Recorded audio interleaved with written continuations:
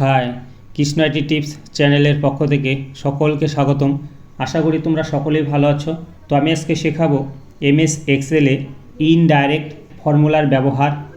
তো এখানে একটি এমএস এক্সেলে ডেটাবেস তৈরি করা আছে, যেমন employee name, designation, net salary.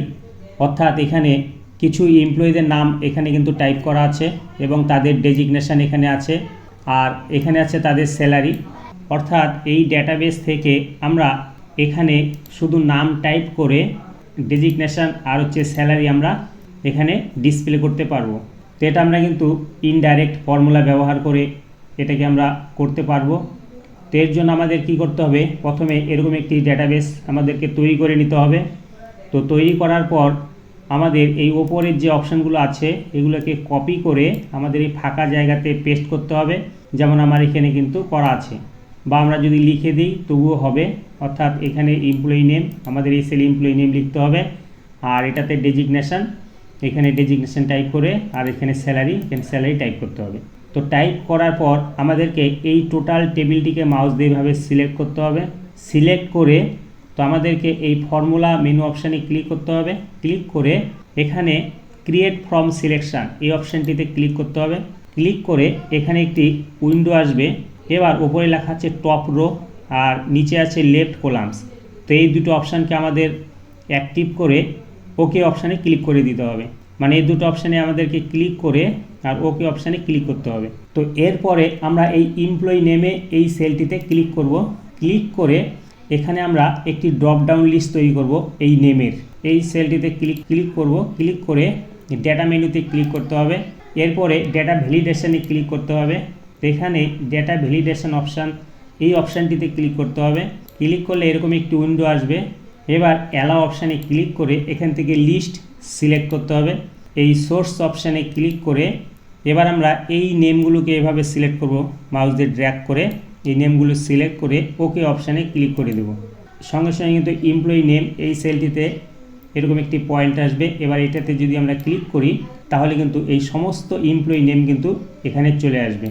এখানে কিন্তু একটি ড্রপ ডাউন লিস্ট তৈরি হয়ে যাবে। এবার এখান থেকে আমরা যে কোনো একটি নাম চয়েস করতে পারবো, যেমন আমি যদি সুমিত এই নামটিতে ক্লিক করি তাহলে কিন্তু এই নামটি এখানে চলে আসবে। এরপরে আমরা এখানে ডেজিগনেশনে ক্লিক করে আমরা ইনডাইরেক্ট ফর্মুলা ব্যবহার করব। যেমন এখানে প্রথমে ইকুয়াল টাইপ করব, এরপরে লিখব ইনডাইরেক্ট, এরপরে দেব আমরা ফার্স্ট ব্র্যাকেট দিয়ে এবার আমরা এমপ্লয়ি নেম এই সেলটিতে ক্লিক করব। ক্লিক করলে এই সেলের যে অ্যাড্রেস সেটি কিন্তু এখানে আসবে, যেমন F2, অর্থাৎ এই সেলটি হচ্ছে F কলামস, এই 2 রোস, এই সেলটি আসবে, এটিকে আমরা ক্লোজ করব। এবার আমরা স্পেস দিব কিবোর্ড থেকে। তো স্পেস যদি আমরা এখানে না টাইপ করি তাহলে কিন্তু আমাদের এই ফাংশনটি কাজ করবে না। এরপরে আবার লিখব ইনডাইরেক্ট, এরপরে আবার ফার্স্ট ব্র্যাকেট, এরপরে আমরা দিব এই ডেজিগনেশন, এই ডেজিগনেশনের সেলটিকে আমরা ক্লিক করব। ক্লিক করলে এই সেলের যে অ্যাড্রেস সেটি কিন্তু এখানে আসবে। এবার আমরা ব্র্যাকেট ক্লোজ করে কিবোর্ড থেকে এন্টার টাইপ করব। তাহলে সুমিত এমপ্লয়ি নেম আর ডেজিগনেশন হচ্ছে পিয়ন। তো আমরা যদি এই ডেটাবেসে দেখি যে সুমিত হচ্ছে এই সুমিত, ডেজিগনেশন কিন্তু পিয়ন, অর্থাৎ সুমিতের ডেজিগনেশন পিয়ন কিন্তু এখানেও ডিসপ্লে হচ্ছে। এরপরে আমরা স্যালারি বের করব। তো এই সেলটিতে ক্লিক করে কিবোর্ড থেকে ইকুয়াল, এবার লিখব হচ্ছে ইনডাইরেক্ট, ফার্স্ট ব্র্যাকেট দেব কিবোর্ড থেকে। এবার আমরা এই নেমের সেলটিকে ক্লিক করব, তাহলে এই সেলের যে অ্যাড্রেস সেটি কিন্তু এখানে আসবে। এবার আমরা এটি ব্র্যাকেটটিকে ক্লোজ করব। এবার কিবোর্ড থেকে স্পেস টাইপ করে আমরা আবার লিখব ইনডাইরেক্ট লিখে এবার আমরা আবার ফার্স্ট ব্র্যাকেট দেব। ফার্স্ট ব্র্যাকেট দিয়ে এবার আমরা স্যালারি এই সেলটিতে ক্লিক করব, তাহলে এই সেলের যে অ্যাড্রেস সেটি কিন্তু এখানে আসবে। এবার ব্র্যাকেটটিকে আমরা ক্লোজ করব। ক্লোজ করে এবার কিবোর্ড থেকে এন্টার টাইপ করতে হবে। তাহলে এই সুমিতের স্যালারি হচ্ছে 7,000, এখানে কিন্তু এই যে সুমিত স্যালারি কিন্তু 7,000 এখানে দেখাচ্ছে।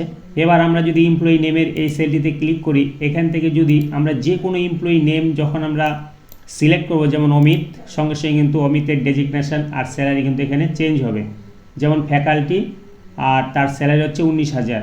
তো আমরা যদি এই অমিত আমাদের এই ডেটাবেস থেকে দেখি, যেমন অমিত ফ্যাকাল্টি আর 19,000 এখানে কিন্তু দেখাচ্ছে। এরপরে যদি আমরা অন্য কোনো নাম এখান থেকে সিলেক্ট করি, যেমন রিয়া, অর্থাৎ রিয়া হচ্ছে গ্রুপ ডি আর স্যালারি হচ্ছে 12,000।